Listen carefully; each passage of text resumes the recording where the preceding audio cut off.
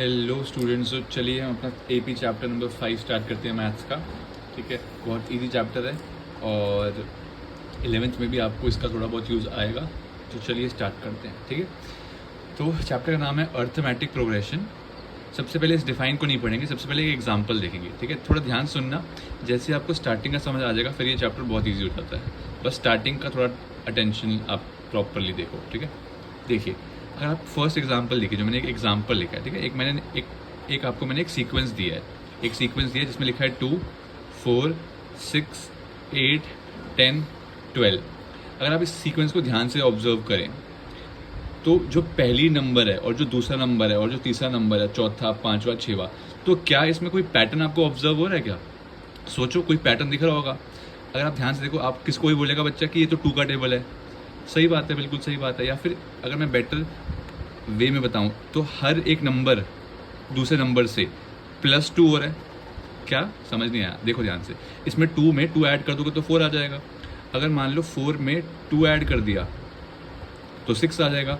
6 में 2 ऐड कर दोगे 8 आ जाएगा। 8 में 2 ऐड कर दोगे 10 आ जाएगा। 10 में 2 ऐड कर दोगे क्या आ जाएगा आपका? 12। ऐसे सो ऑन चलता रहेगा। मतलब इन सारे ये जो पूरा सीक्वेंस दे रखा है, इसमें सब में इंडिविजुअल नंबर्स में कितने का गैप है? 2 का गैप है। अगर मैं आपसे पूछूं कि 12 के बाद नेक्स्ट नंबर क्या आएगा, तो आप अपना दिमाग लगा के बता सकते हो क्या? नहीं मत बोलना, लगा सकते हो ना। 12 के बाद +2 कर दोगे तो कितना आएगा? 12 के बाद अगर आप +2 कर दोगे तो कितना आएगा? 14। ठीक है, फिर अगर मैं और निकलवाना चाहूँ आपसे तो आप बता दोगे 16 आएगा, है ना। ऐसे ही आप जितने मर्जी निकाल सकते हो। अब नेक्स्ट देखो, यहाँ पे नेक्स्ट एग्जाम्पल में देखिए, नेक्स्ट का दिया हुआ 7, 10, 13, 16, 19। अगर इसको भी आप ऑब्जर्व करो, ध्यान से ऑब्जर्व करो, इस सीक्वेंस को ऑब्जर्व करो ध्यान से। क्या इसमें कुछ ऑब्जर्वेशन मिल रही है आपको कि 7 और 10 कितने का गैप हो गया? 7 और 10 में 3 का। 10 - 7 3, 2 मत बोल देना, 3। 13 - 10 करो, कितना होगा गैप? 3 का गैप हो गया फिर से, है ना।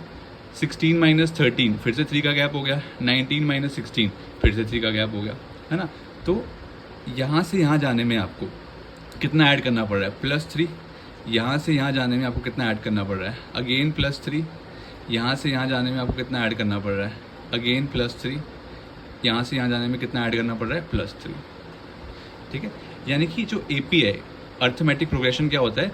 ऐसा एक सीक्वेंस जिसमें ये जो आपका गैप हो, दो नंबर्स के बीच का जो गैप हो, दो नंबर्स के बीच का जो गैप हो, दो नंबर्स के बीच का जो गैप हो, क्या हो? हमेशा सेम हो। ठीक है, मैं फिर रिपीट कर रहा हूँ, अर्थमेटिक प्रोग्रेशन कौन सा सीक्वेंस होता है? ऐसा सीक्वेंस होता है जिसमें जो आपको सीक्वेंस दे रखा है, उस सीक्वेंस में जो दो नंबर्स हैं, कंसेक्यूटिव नंबर के बीच का जो गैप है, कंसेक्यूटिव नंबर्स के बीच का जो गैप है, कॉन्सिक्यूटिव नंबर के बीच का जो गैप है, वो गैप क्या हो? सेम हो। तो डिफाइन पढ़ लेते हैं। कह रहे एपी जो है लिस्ट ऑफ नंबर है। दिख रहा है हमें भी भाई? क्या बता दी तूने नया कि लिस्ट ऑफ नंबर है? सही है, लिस्ट ऑफ नंबर है where difference between any 2 consecutive. ये बात याद रखना कि जो डिफरेंस है इन दोनों का, जो गैप आ रहा है बीच में, इसका गैप जो आ रहा है वो क्या रहेगा? हमेशा कांस्टेंट रहेगा। जैसे इस सीक्वेंस में गैप कितना आ रहा है हर बार? 2। और इस सीक्वेंस में गैप कितना आ रहा है हर बार? 3। तो ये यानी कि ये एपी होगा, क्योंकि ये लिस्ट ऑफ नंबर हमें पास जो हमारे पास हैं, लिस्ट ऑफ नंबर में गैप क्या आ रहा है? सेम आ रहा है। इसमें भी लिस्ट ऑफ नंबर में गैप क्या आ रहा है? सेम आ रहा है। चलिए अगला चेक करते हैं। इसमें कितना गैप आ रहा है? 10 और 6 में कितना गैप होता है? 4 का, है ना, 4 का। और 10 और 14 में कितना गैप होता है? अगेन 4 का। 18 और 14 में कितना गैप होता है? अगेन 4 का। एंड इसमें भी अगेन 4 का। ठीक है, 4 का गैप आ रहा है, यानी कि ये भी एक एपी है। इसको चेक कर लेते हैं। पहले ने दोनों, इसमें कितना गैप आ रहा है? 3 - 1 करोगे तो कितना गैप है? 2 का। ठीक है, और इसमें कितना गैप आ रहा है? 1 का। तो क्या ये गैप सेम दिख रहा है आपको? 2 और 1, क्या ये गैप सेम है? नहीं ना। तो दैट्स वाई ये सीक्वेंस एपी नहीं है। ठीक है, समझ आ गया एपी होता क्या है? ऐसा सीक्वेंस, ऐसा लिस्ट ऑफ नंबर जिसमें क्या होता है कि जो डिफरेंस होता है कॉन्जिक्यूटिव नंबर्स में, जो डिफरेंस होता है दो कॉन्जिक्यूटिव नंबर्स में, हमेशा क्या हो जाता है? कांस्टेंट रहता है। ठीक है, हमेशा कॉन्जिक्यूटिव मतलब लगातार जो नंबर्स हैं उनमें जो गैप रहेगा वो हमेशा क्या रहेगा? कांस्टेंट रहेगा। ये होता है आपका एपी। ठीक है, अब एक बार थोड़ा सा और फर्दर जाते हैं इसमें। ठीक है, एक एग्जाम्पल ले लेते हैं, कोई भी एग्जाम्पल ले सकते हो। मान लो मैंने एक और नया एग्जाम्पल आपके सामने रखा, विच इज़ 8, फिर 11, नेक्स्ट मैं मान लेता हूँ 14, नेक्स्ट मैं मान लेता हूँ 17, नेक्स्ट 20 एंड सो ऑन, ये चलता जाएगा। अब अगर आप ध्यान से देखो, पहले तो ये चेक करो दिमाग में कि क्या ये सीक्वेंस एपी है या नहीं, क्या ये सीक्वेंस एपी बन रहा है या नहीं बन रहा। तो चेक कैसे करते हैं, गैप चेक करो, इन दोनों के बीच में गैप कितना आ रहा है। गैप कैसे चेक करते हैं, 11 में से 8 कम कर दो, 3 का गैप आ रहा है, ठीक है, 3 का गैप आ रहा है। 14 में से 11 का माइनस कर दो तो कितना आएगा, अगेन 3 का गैप आ रहा है। 17 में 14 माइनस करो, अगेन 3 का गैप आ रहा है। और 20 में से 17 माइनस करो, अगेन 3 का गैप आ रहा है, यानी कि ये सीक्वेंस एपी है।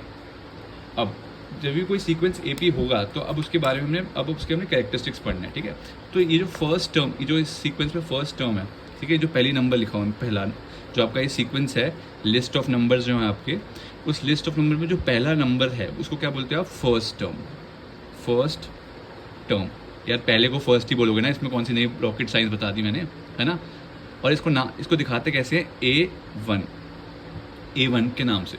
सेकंड को क्या बोलोगे, ऑब्वियस सेकंड टर्म, और क्या, सेकंड को हम क्या बोलेंगे, सेकंड टर्म। और कैसे लिखेंगे उसको, A2। और थर्ड वाले को क्या बोलेंगे, थर्ड टर्म, ऑब्वियस चीज़ बताया जा रहा हूँ मैं, A3, ठीक है। अब ध्यान सुनते रहना, ये जो आपने निकाला ना गैप, जो सब में ये गैप सेम था, हर दो कॉन्जिक्यूटिव नंबर्स में ये गैप तो सेम आ रहा था, बार बार 3 3 3 आ रहा है सीक्वेंस में, कभी 2 भी आ सकता है, कभी 5 भी आ सकता है, कभी 10 भी आ सकता है, कुछ भी आ सकता है। तो ये गैप सेम आ रहा है, ये जो गैप सेम आ रहा है, ये जो डिफरेंस है वो कांस्टेंट आ रहा है। इस डिफरेंस को क्या बोलते हैं, ये जो गैप है उसको क्या बोलते हैं, कॉमन डिफरेंस। क्या बोलते हैं इसको, कॉमन डिफरेंस। यानी कि कॉमन डिफरेंस मतलब कि किस सिंबल से शो होता है, ये डी सिंबल से। तो इस सीक्वेंस, जो मैंने आपको ये सीक्वेंस दिया है, एपी दिया है, इस एपी का जो कॉमन डिफरेंस है वो क्या है, क्या कॉमन डिफरेंस आ रहा है सब में क्या डिफरेंस है, 3 का डिफरेंस है, तो यानी कि इसका डी क्या हो जाएगा, 3 हो जाएगा, ठीक है। इसका कॉमन डिफरेंस क्या हो जाएगा, इस एपी का 3 हो जाएगा। इतनी बात आपको क्लियर होनी चाहिए। एक बार जल्दी से रिकैप कर लो, क्या क्या बताया मैंने, कि ऐसा सीक्वेंस जिसमें गैप सेम आ रही हूँ, लिस्ट ऑफ नंबर्स में गैप सेम आ रही हो, तो उसको आप क्या बोल देते हो, अर्थमेटिक प्रोग्रेशन, ठीक है। और जो पहली टर्म होती है, पहली टर्म, उसको क्या बोलते हो आप, फर्स्ट टर्म। जो दूसरी टर्म होती है उसको second term, third term, fourth term, fifth term, 6th term, 7th term, 8th term, 9th term, 10th term, कुछ भी करते रहो, ठीक है। ऐसी सेम ये first term, second term, third term, fourth term, fifth term and so on. और इसका डिफरेंस कितना है, इस क्वेश्चन में डिफरेंस कितना आ रहा है, इस सीक्वेंस में डिफरेंस कितना आ रहा है, 3 का। इसमें डिफरेंस कितना आ रहा है, कॉमन डिफरेंस 4 का, ठीक है। चलो एक और फर्दर एग्जांपल ले लेते हैं, ठीक है। अच्छे से समझेंगे तभी सारा आपको एक चैप्टर जो है, चैप्टर जो है सिर्फ 2-3 फॉर्मूला के ऊपर बेस्ड है। जैसे ही आपको फॉर्मूलेज आगे खत्म, ठीक है। नेक्स्ट देखते हैं एक बार लॉजिक। मान लो आपके पास एक और सीक्वेंस है एपी का, 3, फिर 10, 17, 24 ... ठीक है। तो अगर मैं आपसे पूछूं कि इसमें फर्स्ट टर्म क्या है, फर्स्ट टर्म लिखूं क्या है, तो आप क्या बताओगे, फर्स्ट टर्म A1 कितनी है, 3 है, ठीक है। अच्छा, अगर मैं आपसे पूछूं कि कॉमन डिफरेंस कितना है इसका, कॉमन डिफरेंस कैसे निकालते हैं, हमने पहले तो दिमाग से निकाला था, है ना, दिमाग से सोच के निकाल लेते थे। तो कॉमन डिफरेंस को अगर आप मैथमेटिकली एक्सप्रेस करो तो क्या होएगा, ये होता है A1, ये होता है A2, है ना। तो आपको क्या करना होता है, A2 में से, इसमें से इसको माइनस करना पड़ता है A1 को, ठीक है। A2 में से माइनस करना पड़ता है A1, ठीक है। तो यानी कि A2 कितना है, 10, A1 कितना है, 3, तो कॉमन डिफरेंस कितना आ जाएगा आपका, 7। इस AP का कॉमन डिफरेंस कितना है, 7, ठीक है। अब इसका मतलब AP का मतलब आपको समझ आना चाहिए। AP का मतलब क्या था कि अगर आप 3 में 7 ऐड कर दोगे तो 10 आ जाएगा, क्योंकि फर्स्ट टर्म 3 है और कॉमन डिफरेंस कितना है, 7। 10 में 7 और ऐड कर दोगे तो 17 आ जाएगा, 17 में 7 और ऐड कर दोगे तो 24 आ जाएगा। ये बात समझ आ गई। अगर हम दिमाग लगाएं, A1 जो है वो कैसे आ रहा है, वो तो A1 तो A ही है, फर्स्ट टर्म ही है। फर्स्ट टर्म को आप A1 भी लिख सकते हो, A भी लिख सकते हो, एक ही बात है। अब A2 देखो ध्यान से, A2 देखो, मतलब ये जो सेकंड टर्म है, इसको निकालने के लिए मुझे क्या करना पड़ेगा, जो A है, जो पहली टर्म में कॉमन डिफरेंस को ऐड करना पड़ेगा। अरे यार सिंपल ही तो बात बोली, 3 में 7 ऐड कर रहे हो, कॉमन डिफरेंस को आप ऐड ही तो कर रहे हो। तो फर्स्ट टर्म क्या थी, A, इसके अंदर आपने 7 ऐड किया, इसके अंदर आपने D ऐड किया, तो सेकंड टर्म आ गई, यानी कि 3 + 7 यानी कि 10। अच्छा A3 कैसे निकलेगा, A3 कैसे निकलेगा, आपने A में D ऐड किया 2 बार, हैं 2 बार क्यों, अरे 3 में पहले 7 ऐड किया, फिर 10 में फिर 7 ऐड कर दिया, तो 2 बार D ऐड कर दिया ना आपने, तो मतलब 3 में पहले 7 ऐड हुआ फिर 7 ऐड हुआ, तो आपकी थर्ड टर्म आ गई। थर्ड टर्म कैसे, A कितना था 3, D कितना था 7, और 7 कितना हो गया ये 10, 7, 17, यही तो आ रहा है। और A4 की क्या लिखोगे इस हिसाब से, D plus D plus D, 3 बार D क्यों लिख दिया, क्योंकि यार चौथी टर्म पे जाना है, तो एक बार ऐड किया, फिर दूसरी बार ऐड किया, तीसरी बार ऐड किया, तो A में एक बार, 2 बार, 3 बार ऐड किया, तो 3 प्लस 7 प्लस 7 प्लस 7 कितना आ जाएगा ये 24, ठीक है। तो ये मैं क्यों कर रहा हूँ, ये ध्यान से समझना। इसको A प्लस डी को आप ऐसे लिख सकते हो, A प्लस डी लिख सकते हो, कोई प्रॉब्लम नहीं है। इसको A D प्लस डी कितना होता है 2D, और ये कितना होएगा A plus D plus D plus D, कितना D हो जाएगा 3D। अब सिर्फ इसको देखो बेटा, इसको देखो और इसको देखो, इसको देखो और इसको देखो, इसको देखो और इसको देखो, कोई पैटर्न ऑब्जर्व हो रहा है आपको कि नहीं हो रहा, हमें तो ध्यान से देखो। अगर आपको 2 निकालना था तो आपने क्या किया, A प्लस 1D, जब D है नहीं तो 1 है ना, 1 है। A3 क्या था, A plus 2D, twice of D। ऐसी A4 कितना था, A प्लस 3D। मतलब समझ आ रहा है, अगर आपको ध्यान से देखो तो सब में A तो ऐड हो ही रहा है, बट अगर यहाँ पे 2 है तो यहाँ कितना आ रहा है 1 आ रहा है 1D, यहाँ 3 है तो यहाँ कितना आ रहा है 2D आ रहा है, यहाँ 4 है कितना आ रहा है 3D आ रहा है। इसी हिसाब से अगर मैं दिमाग लगाऊं, A5 में कितना आएगा, A प्लस ये 5 लिखा है तो एक कम आएगा 4D, यही तो हो रहा है ना, 4 पे आ रहा है 3 आ रहा है। ऐसे अगर मैं A100 निकालना चाहूँ मान लो, तो क्या होगा, A प्लस 100 है तो कितना आएगा 99D। तो ये लॉजिक आपको पता होना चाहिए कि कोई भी टर्म आपको निकालनी है, मान लो मैं बोलूँ इस AP की आप मुझे 49 टर्म निकाल के दो, तो क्या करोगे, 7 प्लस ऐड करते रहोगे, 7 इसमें ऐड करते रहोगे, ज़िंदगी बीत जाएगी हमारी। तो अगर मान लो मैं आपको बोलूँ कि 49 टर्म निकालो, तो आपको कुछ नहीं करना बेटा, क्या मैंने फॉर्मूला बताया, A तो लिखना ही लिखना है, प्लस यहाँ 49 है तो 49 से एक कम करो कितना होएगा 48D। मतलब अगर आप यहाँ पे A की वैल्यू 3 डाल दो इस क्वेश्चन के हिसाब से, और D की वैल्यू 7 डाल दो क्योंकि D 7 आ रहा था, तो इसका मतलब क्या हो जाएगा, आपके पास 49th टर्म जो भी होगी वो आ जाएगी। मतलब 3 प्लस 48 इंटू 7 करो, 48 इंटू 7 करो कितना होएगा 350। 350 में से आप 14 माइनस कर दो, 350 में से 14 माइनस कर दिया मतलब 336, तो ये आ गया 339, ठीक है। आप कैलकुलेट कर लेना अपने आप, ये आएगा 336 और ये आएगा 3 ऐड करा तो ये आ गया। मतलब अगर मैं इसको 7 ऐड करते जाऊँ 49 बार, तो 49th वाली टर्म कितनी आएगी 339 आएगी, ठीक है। तो ये AP का आपको लॉजिक समझ आ गया। तो इसी तरीके से अगर इसी फॉर्मूले को मैं एक्सटेंड कर दूँ, मतलब समझ नहीं आया, देखो मैंने यहाँ पे 4 लिखा था तो यहाँ पे 3 लिखना पड़ा, 5 लिखा था तो यहाँ पे 4 लिखना पड़ा, 100 लिखा तो यहाँ पे 99 लिखना पड़ा। अगर मैं, मुझे वैल्यू पता ही नहीं है कौन सी टर्म निकालनी है, n मान लो, मतलब कौन सी टर्म निकालनी है, 4th 5th 100 200 नहीं पता, nth टर्म है कोई, तो फॉर्मूला क्या बनेगा, A तो आता ही आता है, हर में A आ रहा है, हर फॉर्मूले में A तो आ रहा है, और साथ में क्या आ रहा है D में क्या हो रहा है, D के साथ अगर 4 था तो एक कम आ रहा है, वैसे यहाँ पे n है तो एक कम आएगा, मतलब n-1 इंटू D। तो ये आपका फॉर्मूला होता है जर्नल फॉर्मूला ऑफ AP, ठीक है। जर्नल फॉर्मूला ऑफ AP ये है जर्नल फॉर्मूला AP का, ठीक है। तो ये जर्नल फॉर्मूला, मतलब कि अगर आपको क्वेश्चन में A और D में दे दूं और आपको कोई भी टर्म निकालनी है 5th 6th 7th 8th 10th, तो आप ये फॉर्मूला लगाएंगे। कैसे लगाएंगे एक बार बता दूंगा मैं जब हम करेंगे, बट ये फॉर्मूला आप याद रख लेंगे, ये आपका मेन फॉर्मूला है, ठीक है। ये लॉजिक आपका मेन है, ठीक है। तो अब हम तैयार हैं पहले एक्सरसाइज। चलिए स्टूडेंट्स, तो पहला क्वेश्चन करते हैं हम अपनी पहले एक्सरसाइज का, ठीक है। चलिए, तो कह रहा है in which of the following situations does the list of numbers are AP। अब ये पहला क्वेश्चन है, आपसे पूछा है कि 4 सिचुएशन दे रखी है आपको, इन 4 सिचुएशन में से कौन सी सिचुएशन AP फॉर्म कर रही है, ठीक है। तो AP क्या होता है, जिसमें कॉमन डिफरेंस क्या है, सेम आई, हमने पीछे सीख लिया है। तो द टैक्सी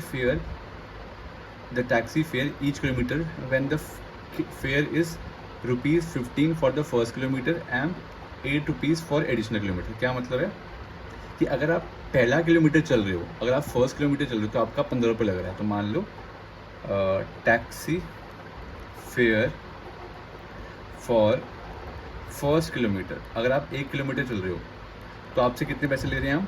15 रुपये ले रहे हैं, ठीक है, 15 रुपये ले रहे हैं। अगर टैक्सी फेयर फॉर 2 किलोमीटर्स, ठीक है, 2 किलोमीटर्स, अगर आप 2 किलोमीटर चले आप, तो 15 पहले किलोमीटर के 15 रुपये तो ले ही रहे हैं हम आपसे, पहले किलोमीटर के 15 तो ले ही रहे हैं, बट दूसरे के जितने भी एडिशनल किलोमीटर चलोगे आप कितने लेंगे हम आपसे? 8 रुपये और लेंगे। मैं फिर रिपीट कर देता हूँ, फर्स्ट किलोमीटर के 15 रुपये तो फिक्स हैं, लेने ही लेने हैं, बट अगला जो आपने 1 किलोमीटर ट्रैवल किया, 1 किलोमीटर के बाद दूसरा किलोमीटर ट्रैवल किया, तो पहले किलोमीटर के 15 हो गए और दूसरे किलोमीटर के 8 और हो गए, तो 15 और 8 कितना होता है? 15 एंड 8 कितना होता है? 23, यानी कि 2 किलोमीटर के आपके कितने पैसे देने पड़ेंगे? 23। ऐसे ही सोचो, थर्ड अगर आपके 3 किलोमीटर होंगे, 3 किलोमीटर ट्रैवल करोगे, तो फर्स्ट किलोमीटर के कितने देने पड़ेंगे? 15, ये तो फिक्स है। अगला 1 किलोमीटर का कितना देना पड़ेगा? 8, फिर अगला एक और किलोमीटर का कितना देना पड़ेगा? 8 और। ये फर्स्ट किलोमीटर का था, ये पैसे सेकंड किलोमीटर के थे और ये पैसे थर्ड किलोमीटर के थे। तो अब कितना आंसर आएगा? 15 + 8 23, 23 + 8 कितना होता है? 31, तो 31 आपका आ गया। ऐसे अगर आप 4 किलोमीटर के लिए करो कैलकुलेट, तो क्या आएगा? 15 पहले किलोमीटर का, 8 दूसरे किलोमीटर का, 8 तीसरे किलोमीटर का, 8 चौथे किलोमीटर का, तो ये कितना हो गया? 31, 31 + 8 कितना होता है? 39, यानी कि आपका सीक्वेंस कितना बन रहा है? 15, फिर किराया पड़ रहा है 23, फिर पड़ रहा है 31 और फिर पड़ रहा है 39। अब आपको चेक करना है कि ये AP है यानी, ठीक है। तो फिर से मैं लॉजिक बता देता हूँ। कह रहे कि टैक्सी फेयर निकालना है हर एक किलोमीटर का। अगर पहले किलोमीटर का सिर्फ एक फर्स्ट किलोमीटर का कितना रुपया है? 15 रुपये है। बाकी जितना भी 1 किलोमीटर के बाद आप जितना भी ट्रैवल करोगे 1 किलोमीटर और, जैसे 2 कर लिए तो 8 रुपये और लेना पड़ेगा, 3 कर लिए तो 8 रुपये और देना पड़ेगा, ठीक है। तो फर्स्ट किलोमीटर का कितना था? सिर्फ 15 रुपया। सेकेंड किलोमीटर का अगर आप 2 किलोमीटर ट्रैवल कर लोगे, टोटल 2 किलोमीटर, तो पहले किलोमीटर के 15 तो दोगे ना, धोखेबाजी नहीं करोगे उसके साथ, बेचारे के साथ, 15 तो दोगे उसको, और दूसरे किलोमीटर का 8 और देना पड़ेगा, तो 15 + 8 23। अगर आप 3 किलोमीटर चले ऑटो में मान लो, तो पहले किलोमीटर का 15 देना पड़ेगा, दूसरे किलोमीटर का 8 देना पड़ेगा और तीसरे किलोमीटर का फिर से 8 देना पड़ेगा, ऐसी सो ऑन। अब चेक करना है AP है या नहीं, तो चेक करने के लिए क्या करते हो आप? D निकालो, A2 - A1, A2 - A1, इसको बोलते हैं A1, इसको बोलते हैं A2, इसको बोलते हैं A3, इसको बोलते हैं A4। Basically first term, second term, third term, fourth term. तो आपको क्या करना है? सेकंड में से फर्स्ट को माइनस करना है, तो डिफरेंस निकल आएगा। कॉमन डिफरेंस कितना आ रहा है? 8 आ रहा है। ऐसे ही दोबारा से D निकालो, A3 - A2 कितना आएगा? 31 - 23 विच इज़ अगेन 8, और नेक्स्ट निकालो A4 - A3, अगेन 39 - 31 कितना आ गया? 8। तो अब क्योंकि कॉमन डिफरेंस सेम आ रहा है, यानी कि ये AP फॉर्म हो रहा है, तो आप लिखोगे एज कॉमन डिफरेंस जो आ रहा है, as the common difference is same, so this situation, ये जो सिचुएशन है, फॉर्म्स एन AP, बस forms an AP। This was our first question, ठीक है। फर्स्ट क्वेश्चन जो है वो इन्होंने सिचुएशन बेस्ड दे दी है। फर्स्ट क्वेश्चन बाई चांस आपको हल्का सा डाउट भी लग रहा है तो कोई दिक्कत नहीं, आप सेकंड, थर्ड, फोर्थ करोगे ना तो आपको लगेगा अच्छा इतना आसान है, ठीक है। पहला क्वेश्चन थोड़ा सा सिचुएशन बेस्ड दे दिया गया है, इसको थोड़ा बाद में देना चाहिए था, बट कोई नहीं।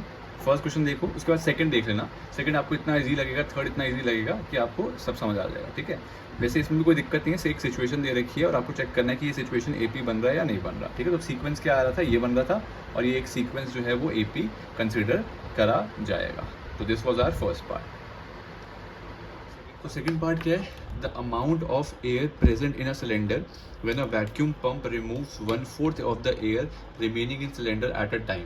मतलब समझ नहीं आया थोड़ा सा, क्या कह रहा है कि amount of air present in a cylinder when a vacuum pump removes 1/4, मतलब पहले एक सिलेंडर है, ठीक है, मान लो एक सिलेंडर है आपके पास, इस सिलेंडर में कुछ हवा है, ठीक है, सारी पूरा का पूरा ये भरा हुआ है और इसमें कुछ हवा है, ठीक है।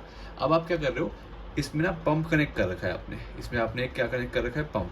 पंप हवा को सक कर रहा है, ठीक है। पंप हवा को सक कर रहा है, कितनी सा हवा एक बार में ले पा रहा है? जितनी भी इसमें है ना, जितनी भी इसमें हवा है उसका 1/4 सक कर रहा है पहली बार, एक बारी में। फिर दूसरी बार फिर से स्टार्ट होगा पंप, फिर जितनी बच जाएगी उसका 1/4 फिर निकाल लेगा, ये जितनी बच जाएगी फिर उसका 1/4 निकाल लेगा। मतलब मान लो इस पंप में पहले एक एग्जाम्पल, चलो हाँ पहले कोई एग्जाम्पल देता हूँ आपको मैं। यहाँ पे मान लीजिए 1/4 का क्या मतलब है, ठीक है, 1/4 का क्या मतलब है। मान लीजिए आपके पास एक केक है, ठीक है, एक केक है, केक के 4 टुकड़े हैं। अगर आपने केक के 4 टुकड़े हैं और आपने 1/4 टुकड़ा निकाल लिया, अगर कोई केक के 4 टुकड़े हैं 1 2 3 4 और आपने 4 टुकड़ों में से एक टुकड़ा निकाल लिया, मतलब ये वाला आप खा गए, आपको भूख लगी थी आप खा गए, या आप खा गए, तो कितने टुकड़े बचे? 3/4, 1 2 3, 3/4 बच गए, मतलब 4 में से 3 टुकड़े बच गए। फिर रिपीट कर रहा हूँ, जब आपने किसी केक में से या किसी चीज़ में से 1/4 टुकड़ा खा लिया तो बचा कितना? 3/4 बचा, ठीक है। तो मैं एक एग्जांपल के थ्रू समझाता हूँ आपको। मान लो आपके इस टैंक में 100 सेंटीमीटर क्यूब हवा है, ठीक है, 100 सेंटीमीटर क्यूब हवा है। आपने इसमें से 1/4 निकाल ली है, ठीक है, 3/4 नहीं निकाली, 1/4 निकाल लिए, 1/4 निकाल लिए बाहर इसमें से हवा, चूस लिया आपने। जब आपने इसका 1/4 चूस लिया है तो बचेगा कितना? 3/4 बच जाएगा, है ना। 1/4 जब आपने निकाली तो 3/4 ही बचेगा, यानी कि 100 का 3/4 करोगे आप तो कि 75 आ जाएगा। फिर क्या कर रहे हो अब फिर से 75 जो बच गया, पहले 100 था, ठीक है, 100 से कितना चला गया? 75। पहले आपने पंप खोला, पंप से चूस ली सारी हवा, कितनी बची? 75 बच गई सिलेंडर में। अब 75 के बाद फिर से एक और बार ये प्रोसेस कर रहे हो आप, बार बार करते जा रहे हो ये प्रोसेस, और फिर से 1/4 खा जाओगे, 75 का 1/4 फिर से खा जाओगे तो बचेगा कितना? अगेन 3/4 बचेगा, अगेन 3/4 बचेगा, तो आपके पास एक आंसर आ जाएगा। तो लॉजिकली ये क्वेश्चन करना है, ठीक है। हर बार आपको 3/4 निकालते रहना है और 1/4 गायब करते रहना है। मतलब कैसे करेंगे? तो आप लोग let the amount of air present in cylinder कितनी है? आप मान रहे हो x मीटर क्यूब हवा है, ठीक है, x मीटर क्यूब हवा है। अगर x मीटर क्यूब हवा है तो पहली बार आप पंप खोलो, जब आप पंप से हवा निकाल लोगे तो कितनी बच जाएगी? 3/4 बच जाएगी। तो आप लिखोगे आफ्टर फर्स्ट रिमूवल। अगर पहली बार एक बार रिमूव कर दोगे आप तो कितनी बचेगी? पहले x थी, आपने 3/4 1/4 हटा दी तो बची कितनी? 3/4, यानी कि 3/4 इंटू एक्स कर दो तो आंसर कितना आ जाएगा? 3/4x। मतलब इतनी हवा रहेगी। जैसे 100 में से 75 रह गई थी, वैसे x की 3/4 रहेगी। आफ्टर सेकंड रिमूवल करो, आफ्टर सेकंड रिमूवल, तो ध्यान से देखना, अब इतनी बच गई है हवा।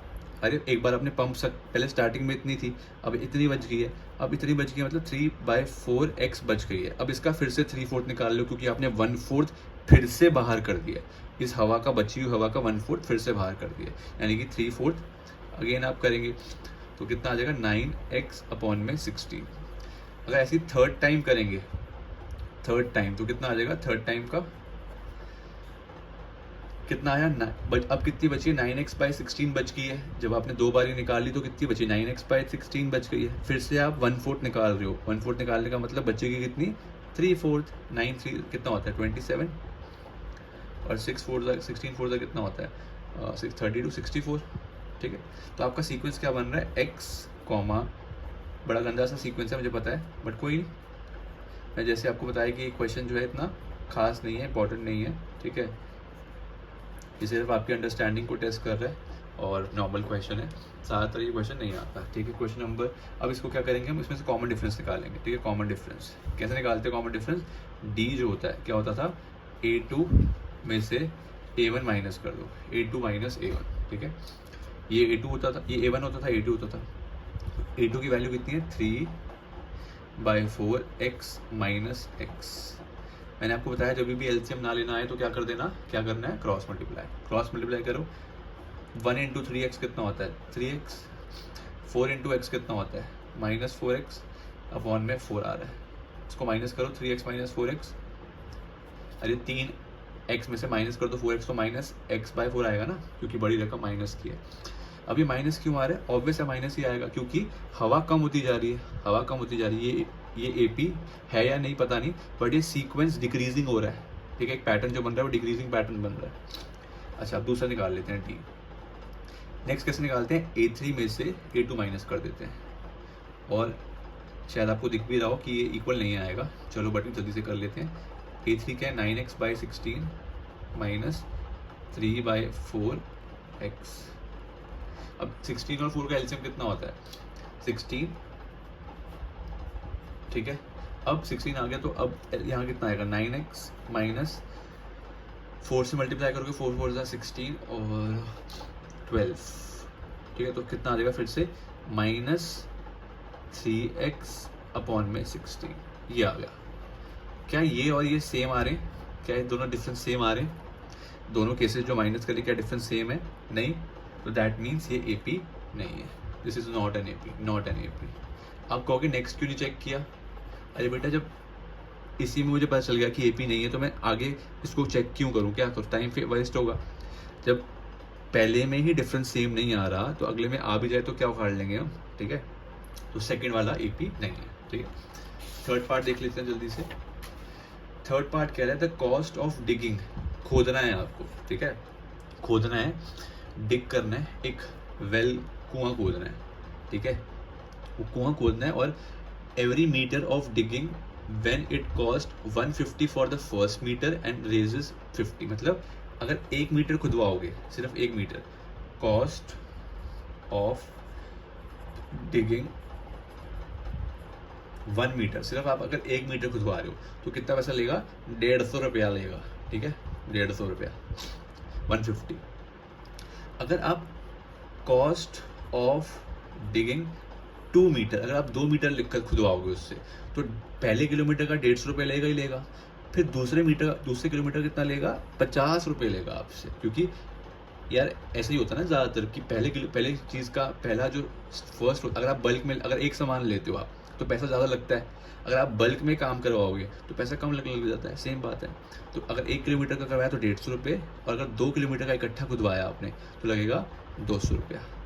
अगर 300 रुपये 3 किलोमीटर का करवा दिया 3 मीटर का तो पहले किलोमीटर का तो 150 ही लेगा, दूसरे मीटर का 50 ले लेगा, तीसरे मीटर का फिर से 50 ले लेगा, कितना हो गया है?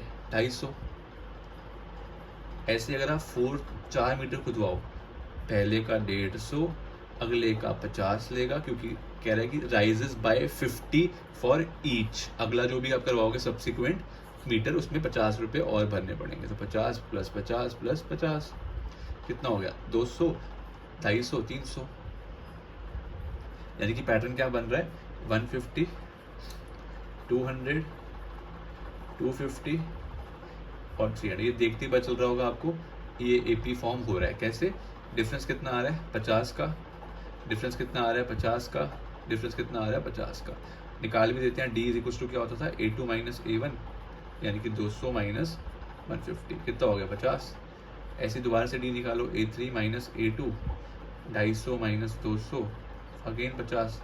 फिर डी निकालो। A4 - A3 = 300 - 250 फिर से 50। तो आप लिखोगे this is forming a AP. Yes, it is an AP, ठीक है। तो थर्ड पार्ट इज एपी। जल्दी से फोर्थ पार्ट कर लेते हैं, ठीक है। मैं फिर रिपीट करूँ, इतना इंपॉर्टेंट नहीं है क्वेश्चन 2 से हमें स्टार्ट करना है, बट फॉर कंप्लीटनेस हम फर्स्ट भी कर रहे हैं। अच्छा, क्वेश्चन नंबर फोर्थ पार्ट करते हैं। क्या कह रहे हैं? फोर्थ पार्ट में कह रहे हैं the amount of money in an account. पैसे की बात हो रही है भाई, पैसे की बात। तो कह रहे हैं amount of money in account every year when 10,000 is deposit. मतलब आप बैंक गए, ठीक है, बैंक को बोला ये ले मेरे 10,000 रुपया। जब आप बैंक में 10,000 डिपॉजिट करवाओगे तो बैंक आपको क्या देगा? इंटरेस्ट देगा। कितने % का इंटरेस्ट दे रहा है? 8% का। और 2 इंटरेस्ट होते हैं, बचपन में आपको पढ़ाए गए थे। 2 इंटरेस्ट होते हैं, एक होता है सिंपल इंटरेस्ट और एक होता है कंपाउंड इंटरेस्ट। तो हमें कंपाउंड इंटरेस्ट मिल रहा है इसमें। तो कंपाउंड इंटरेस्ट का फॉर्मूला आपको याद रखना पड़ेगा, ठीक है।